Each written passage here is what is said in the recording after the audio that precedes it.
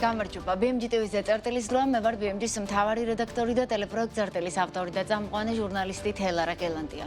გზების მოვლა შენახვის სახელმწიფო კომპანია მუშაობას სამთოში დაიწყებს. შესაბამისი კანონპროექტი პარლამენტმა გასული კვირის ბოლოს დაჩქარებული წესით მიიღო.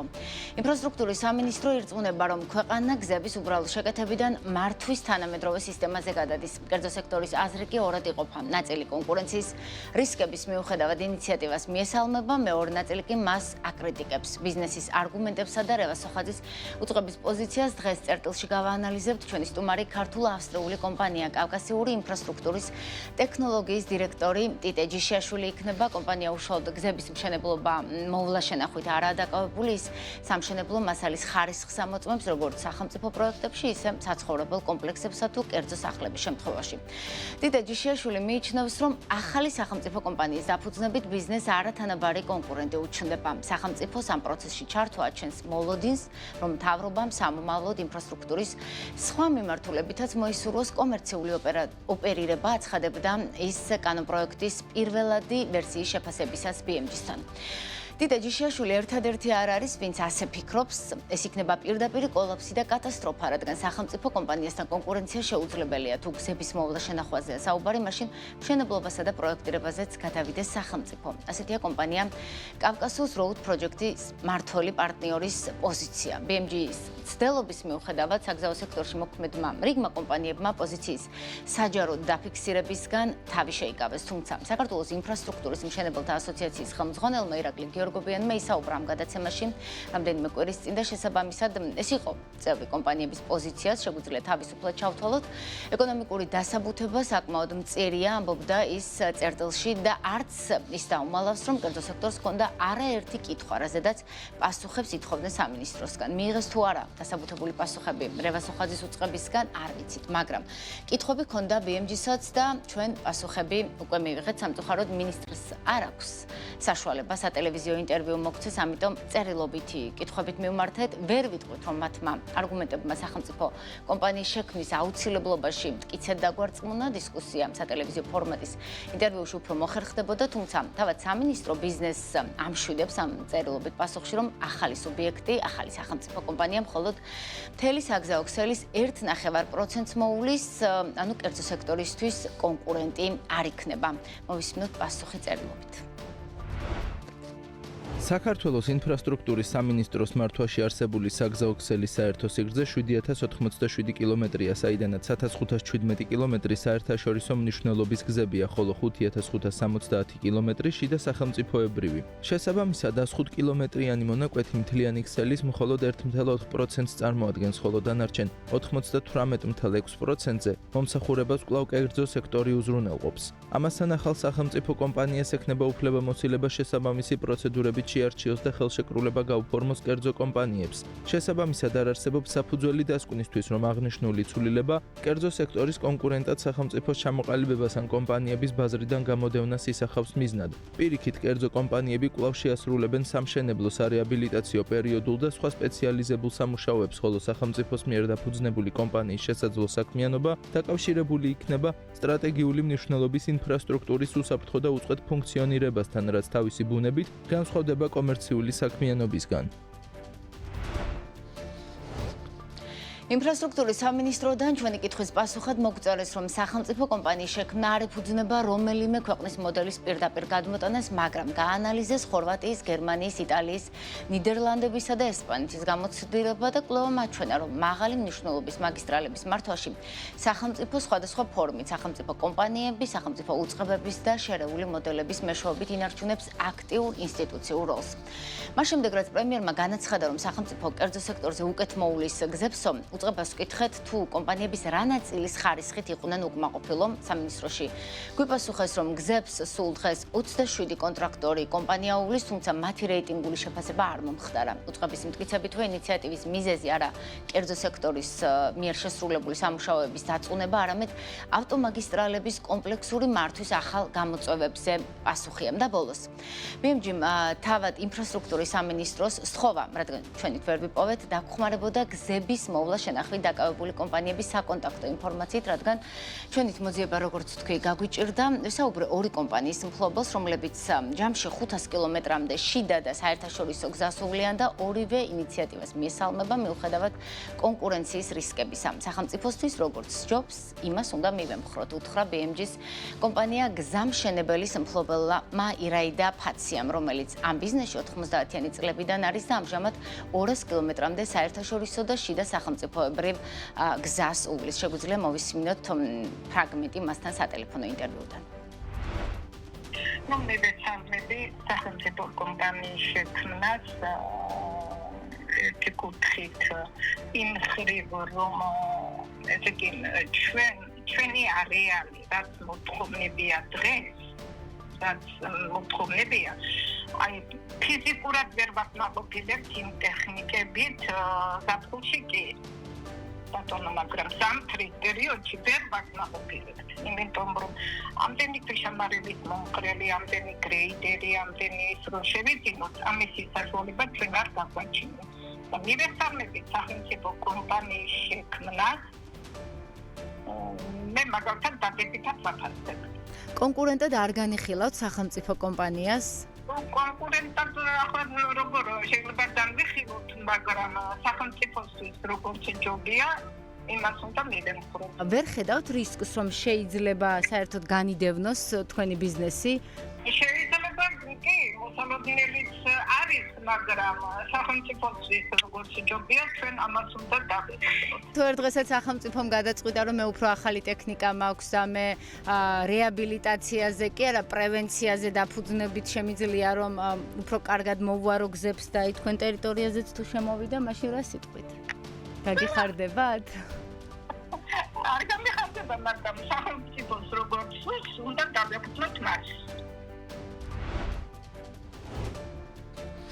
საერთაშორისო მნიშვნელობის გზების მოვლა შენახვის მიზნით სახელმწიფო კომპანიის შექმნას დადებითად აფასებს, ოღონდ ამ გადაწყვეტილებას ძირითადად სტიქიურ მოვლენებთან ბრძოლის ჭრილში მიესალმება კომპანია ზუგდიდის საგზაო სამმართველოს მფლობელი და დირექტორი სოსო საჯაია. ზუგდიდის საგზაო სამმართველო ამჟამად 316 კილომეტრში და სახელმწიფოებრივ გზას ემსახურება, როგორც მან თავად გვითხრა. ნახოთ ფრაგმენტი ასევე სოსო საჯაიასთან სატელეფონო ინტერვიუდან. როგორც საავტომობილო გზების ინჟინერ-მშენებელი მივესალმები სახელმწიფოს გადაწყვეტილებას შექმნა სახელმწიფო კომპანია, რომელიც ძლიერ და უეცარი სტიქიური მოვლენების დროს კონკრეტულად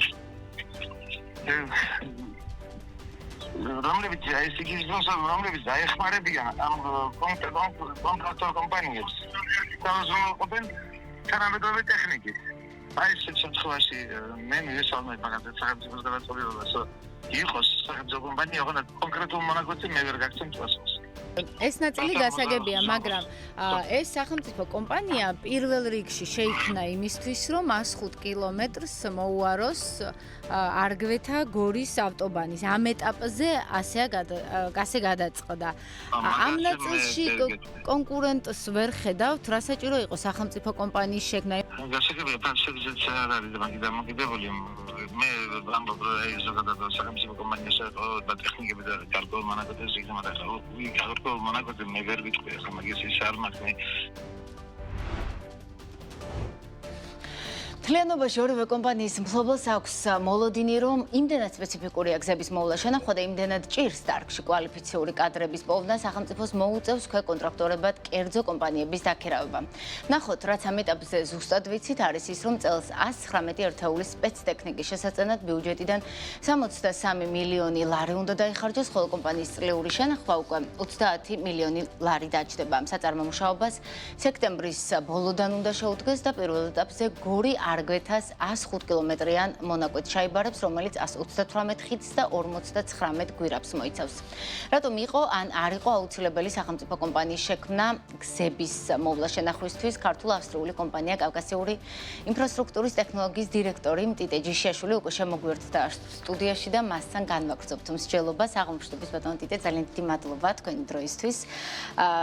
თქვენ კერძო სექტორის იმ კატეგორიაში ხართ, ვინც აშკარად არ მიესალმებოდით სახელმწიფო კომპანიის შექმნას და საჯაროდაც ღიად აფიქსირებდით თქვენ პოზიციას. მოვისმინეთ სამინისტროს არგუმენტებიც. ვიცოდე სამინისტროს დახმარებით მეპოვა 1-2 კომპანია მაინც, ვინც მიესალმება, მიუხედავად იმისა, რომ რისკებს თავადაც ხედავდნენ, ახლა ვუსმენდით ორივე კომპანიის დირექტორს.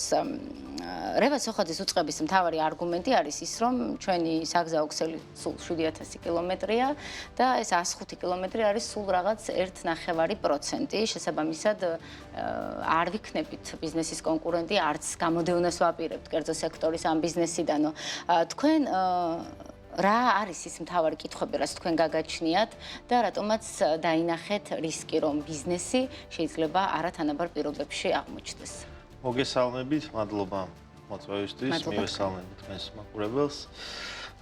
პირველ ეტაპზე, როდესაც მე ეს ინფორმაცია მოვისმინე, ნამდვილად მქონდა ბევრი შეკითხვები და მათ შორის ბევრი მოვლა შენახვის კომპანიის წარმომადგენელთან, როდესაც მქონდა საუბარი, მივიღე ისეთი პასუხები, რომლითაც დავინახე მათი უკმაყოფილება და პირველ რიგში დანახვა იმის, რომ მათ დაინახეს ყველაზე დიდი კონკურენტი. ანუ მათ დაინახეს საშიშროება, რომ მათი საქმიანობა დარჩებოდა ამაოდ ის ინვესტიციები, რაც მათ ჩადეს შარშან წინ არაერთი მილიონი ლარი შეიძინეს ახალი ტექნიკები. დაინახეს ის საშიშროება, რომ სახელმწიფო გააკეთებდა მათ საქმიანობას და რა თქმა უნდა, მეც ანალოგიურად მსგავსი პოზიცია დავინახე. თუმცა ამის შემდგომ მოვისმინეთ მინისტრის განმარტებები კონკრეტულ საკითხებთან მიმართებაში და როგორც ჩანს, მათ უკეთესად აქვთ გააზრებული თუ რას ემსახურება მათი ეს გადაწყვეტილება. არის საუბარი, რომ რიკოთის მაგისტრალი არის რთული პროექტი და ამ პროექტის ფარგლებში მოხდება პირველ ეტაპზე აღნიშნული სამუშაოების განხორციელება, მაგრამ ალბათ არანაკლებ რთული არის ყაზბეგის მიმართულებით, რომ საიდაც ახლა არაერთი ხიდი თუ ასე შემდეგ, ასევე ძალიან რთული მიმართულებები არის აბასთუმნის მიმართულება, ახალციხის მიმართულება, რომელიც ახლა მიმდინარეობს და ძალიან მალე შევძლებთ ადამიანები ბათუმიდან ახალციხის მიმართულებით გადავადგილდეთ. ანუ საქართველოში მოგეხსენებათ ძალიან ბევრი მთაგორიანი ადგილია და ძალიან ბევრი რთული კლიმატური ადგილები არის, სადაც ნებისმიერ დროს შეიძლება იყოს განსაკუთრებული მობილიზება საჭირო და შესაბამისად მე მაინც ვხედავ იმ რისკს, რომ თუ სახელმწიფო დაინახავს, რომ ამ კონკრეტულ ობიექტზე მათ წარმატებით შეასრულეს ის დასახული მიზნები, რაც მათ აქვთ, რა თქმა უნდა, მოინდომები და უკმაყოფილო იქნებიან რეგიონებში პირობითად ნებისმიერი კომპანიებით. შემდგომ ალბათ მიიღებენ გადაწყვეტილებას, რომ გაფართოვდნენ სახელმწიფოსთვის გაცილებით ადვილია ბიზნეს საქმიანობის გაფართოება, ვიდრე კერძო სექტორისთვის, რომელიც მთელი ცხოვრება შრომობს და კაპიკზე ადევს, ესე რომ ვთქვათ, რომ რაღაცა განვითარებას მიაღწიოს და ალბათ გამოჩნდება კიდევ უფრო მეტ განმარტებებს დავინახავთ კანონპროექტს, როდესაც მიიღებენ ძალაში, შემდგომ უფრო მეტი უკვე დაამტკიცეს და ალბათ 3 თვეში როგორც დაიწერა უნდა ამუშავდეს კომპანია. ნათელი სურათი იქნება და შემდგომ თუ დავინახეთ, რომ ის კომპანიები, რომლებიც მიესალმებიან, მე არ მაქვს არანაირი წინააღმდეგობა, თუმცა მე მაგალითად ლაბორატორიულ საქმიანობას ვახორციელებ და შესაძლებელია ერთ დღეს სახელმწიფომ გადაწყვიტოს, რომ მე გავაკეთებ ლაბორატორიას და შენ დაისვენე და არც ვიქნებით მაგას წინააღმდეგი. იმდენი საქმე გვაქვს, რომ დასვენებაზეც ცოტა ხანი არ ვიტყოდით უარს. თუმცა არ მგონია, რომ ბედნიერი იყოს, არც ისინი ჩანდა ყოველ შემთხვევაში, ვისაც ვესაუბრე, რისკს ხედავდნენ, თუმცა რადგან სახელმწიფო მასზე გადაწყვიტა,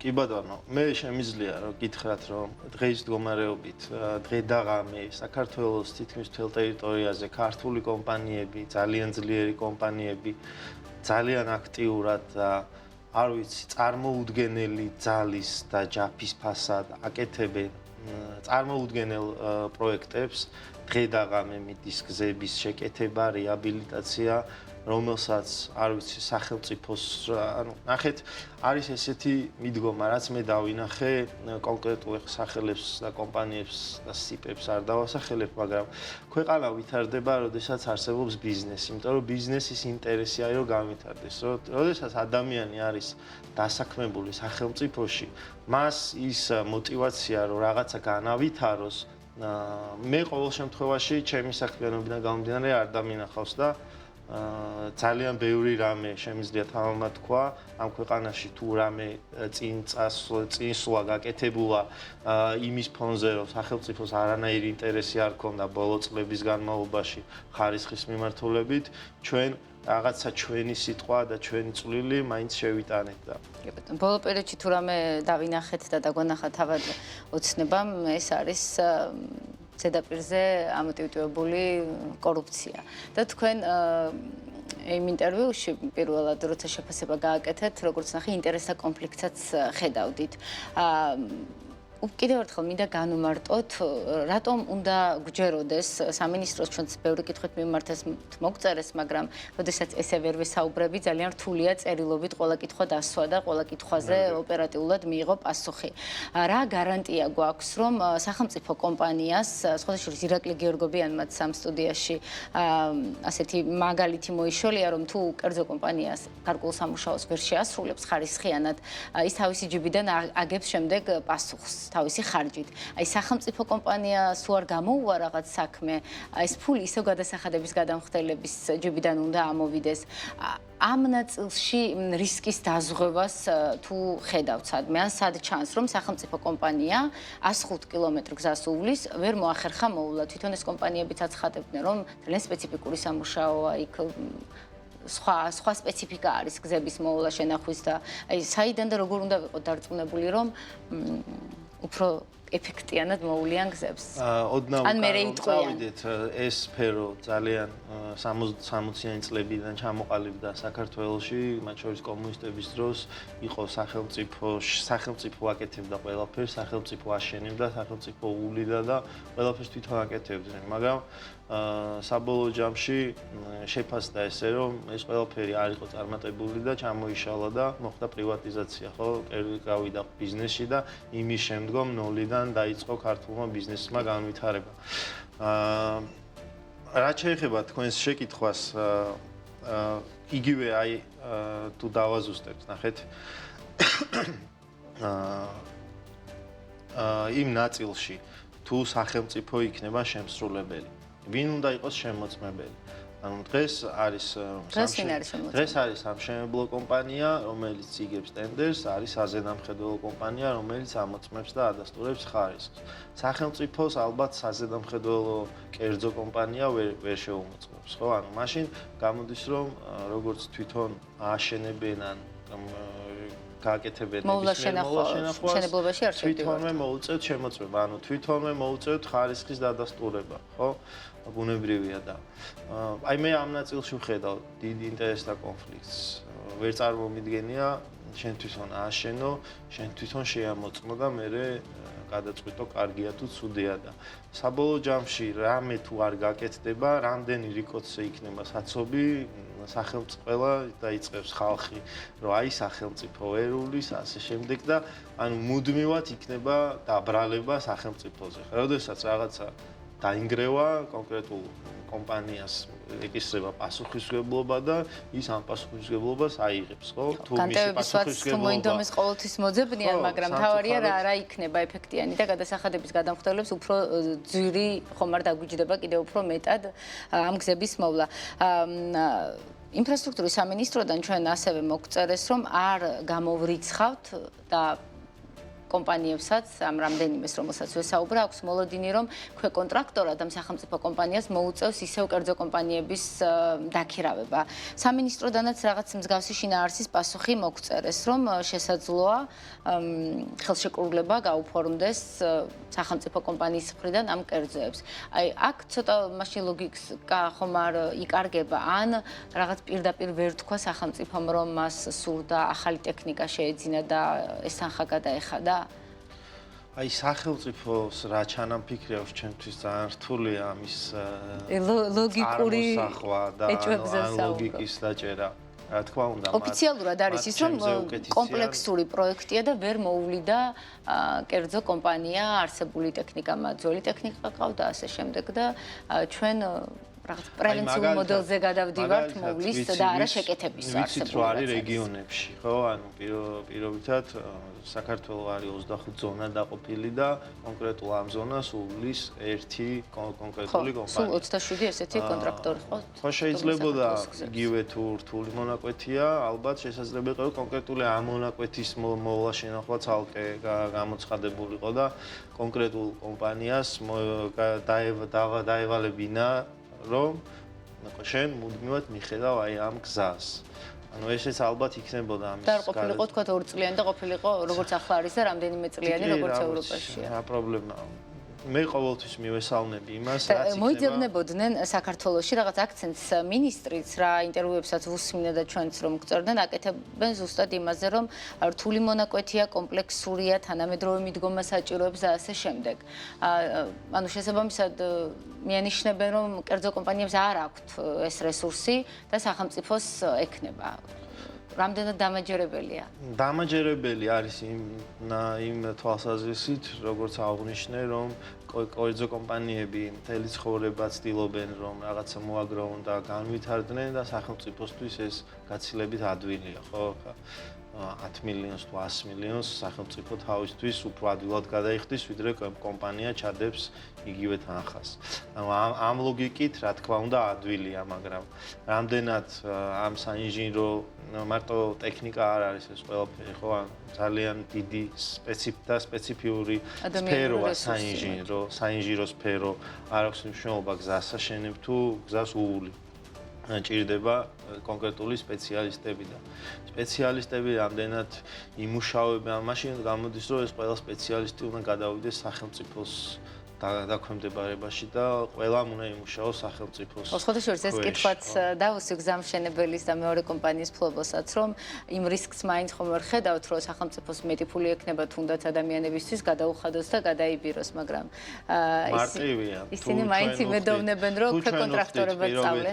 5 ლარს სახელმწიფოს შეუძლია 25 ლარი გადაიხადოს და ეხა საქართველოში დღეს ისე არავის არ უხინს ალბათ, რომ 5 ლარად იმუშაოს და სახელმწიფო უარი თქვას იმ ხელფასზე, რაც სახელმწიფოს ექნება ამის შესაძლებლობა და ძალიან რთული საკითხია ჩემი აზრით. რას მოუტანს ჩვენ ახლა ორი კომპანიის მოსაზრება მოვისმინეთ მარტო დაახლოებით 27 მსგავსი კონტრაქტორი ყავს სამინისტროს.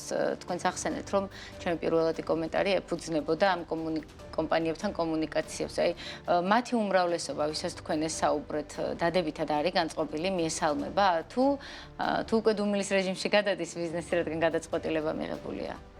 იცით რა არის? მე სწორედ ჩემი აზრი ჩამოყალიბდა და იქიდან გამომდინარე, რომ შეშინებულები იყვნენ, ვინაიდან მათ ქონათ ინვესტიციები ჩადებული და შემდგომ შეიძლებოდა ეს ყველაფერი მათ და ახლა დამშვიდდნენ ხო არ გქონდა? ახლა აღარ მქონია სიმართლე გითხრათ საუბარი ამ საკითხებზე. ნამდვილად ამ საკითხზე ვერ გეტყვით ვერაფერს. ეს მიდგომა თუ სახელმწიფოს, ასე ვთქვათ, გაეზარდა აპეტიტი და როგორც თქვენ აღნიშნეთ, ჩათვალა, რომ სხვა ახალ გზებზე, რომელიც უფრო რთული მონაკვეთია, კერძო კომპანიებს კი არ აქვთ შესაბამისი ადამიანური თუ ტექნიკური რესურსი და მე გავაგრძელებ ამის მოვლასაც. საბოლოოდ ქართულ ბიზნესს ინფრასტრუქტურის მშენებელ კომპანიებს, ვინც მოვლით არის მათ შორის დაკავებული, რას მოუტანს? ნუ განვითარებას და დამატებით ფინანსურ რესურსს აშკარად არა. აი ეს мотиваცია, რაც ახლა აქვთ, რომ რაღაც ცდილობენ თავიანთ ავტოპარკს წელიწადში ერთხელ მაინც რამდენიმე ერთეული ტექნიკა შეძინონ. მე ვერ წარმომიდგენია, რომ მათ мотиваცია მიეცეთ თუ პირობითად თავიანთ რეგიონში იქნება სახელმწიფო და მათი საქმიანობა გაჩერდება. მარტო კონტრაქტორად ავიყოთ და ძირითადი საქმე სახელმწიფო მაკეთოს და ჩვენ რაღაცა ელემენტარული ეს არ არის ალბათ განვითარება და მე ყოველთვის მივესალმები იმას, რომ განვითარდეს ბიზნესი. ამ ქვეყანას გადაარჩენს ბიზნესის განვითარება და ბიზნესის განვითარებას თუ ეს ხელს შეუწყობს, ეს სახელმწიფო უნდა გითხრას, მე ნამდვილად არ შემიძლია. თქვენ აშკარად გონიათ რომ არ შეუწყობს. არ ვიცი, მე ამაზე არ შემიძლია. ჩემი აზრი არის ბიზნესი ვითარდება თავისუფალ გარემოში, რაც უფრო მეტი ინვესტიცია, რაც უფრო მეტი შემოსავალი აქვს, თუ პირობითად ვიღაცამ მოიგო 10 მილიონის ტენდერი, მას შეუძლია უფრო მეტი ტექნიკა შეიძინოს, რომ შემდგომ უფრო მეტი ტენდერს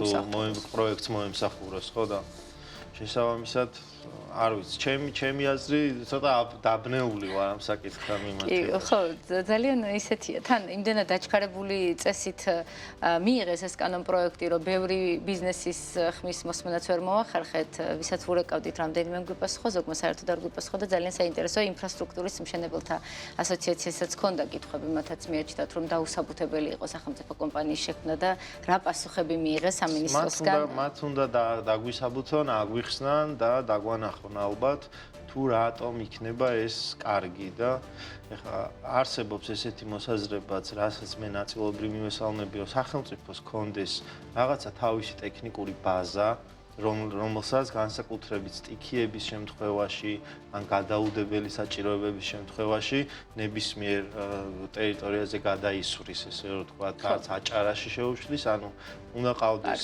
ამას ძალიან მივესალმები, რომ ყავდეს ძალიან ძლიერი ბაზა, რომელიც ჩაერთვება ნებისმიერ სტიქიურ თუ რაღაც გადაუდებელ სიტუაციებში ხო და რაც დაგეგმილი არის და რასაც სხვა კომპანია ასრულებს იქ ალბათ უფრო არ ვიცი, რამდენად დავტოვოთ ბიზნესი და არ ვიყოთ მათი კონკურენტები, ხო?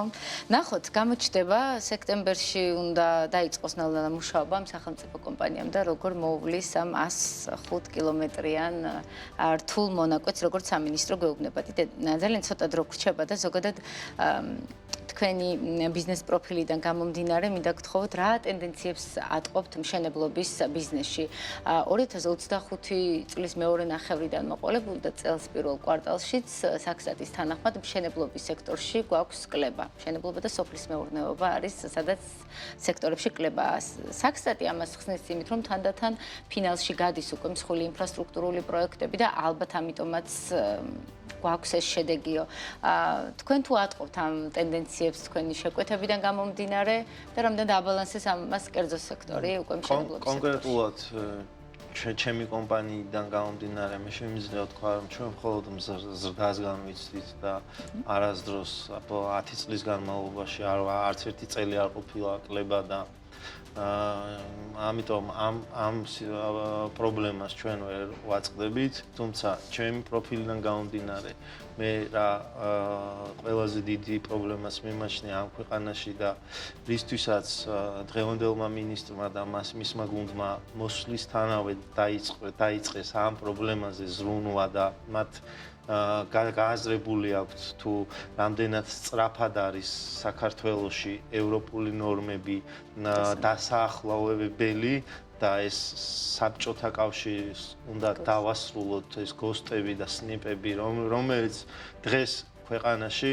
სამშენებლო სექტორში მე შემიძლია თამამად გითხრათ, ჩემი მიმართულებით და თუ რამე ხარისხს ეხება და ან რაიმე ჭიანურდება და ასე შემდეგ, ყველაფერი გამომდინარეობს იქიდან, რომ ჩვენ არ გვაქვს თანამედროვე ევროპული ნორმები, არ გვაქვს დაჯარიმების სისტემა და ყველაფერი, ძალიან ბევრი პრობლემაა. ამ მიმართულებით საკმაოდ აქტიურია მინისტრი და მისი დღევანდელი გუნდი, რასაც სექტორიც მიესალმება.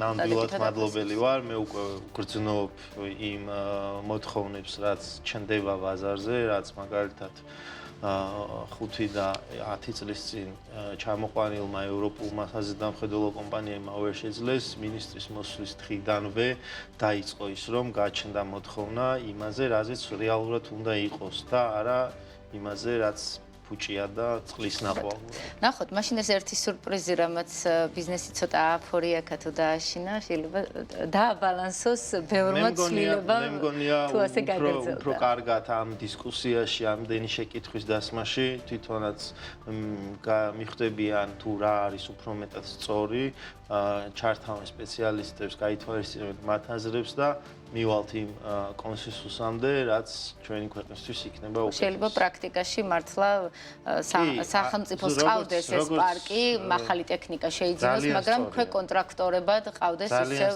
კერძო კომპანიები. ძალიან სწორი არის, უნდა ყავდეს აუცილებლად, თუმცა არა ალბათ კონკრეტული გზისთვის. ან კონკრეტულ გზას არ უნდა უვლიდეს, უნდა ყავდეს აუცილებლად ძალიან ძლიერი ტექნიკა მათ შორის, რომელიც საქართველოში არც ერთ კომპანიას არ ყავს, რომელსაც საჭიროებისამებრ მიახმარს ნებისმიერ სხვას, სადაც იქნება გადაუდებელი.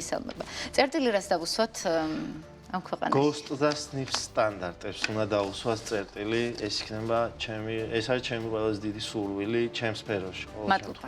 მადლობა საინტერესო აქცენტებისთვის. მადლობა თქვენ. წერტილი დღეს ამით დასრულებულია. ჩვენს კითხვებს პასუხობდა კომპანია კავკასიური ინფრასტრუქტურის ტექნოლოგიის დირექტორი ტიტე ჯიშიაშვილი. მე ხვალამდე გემშვიდობებით.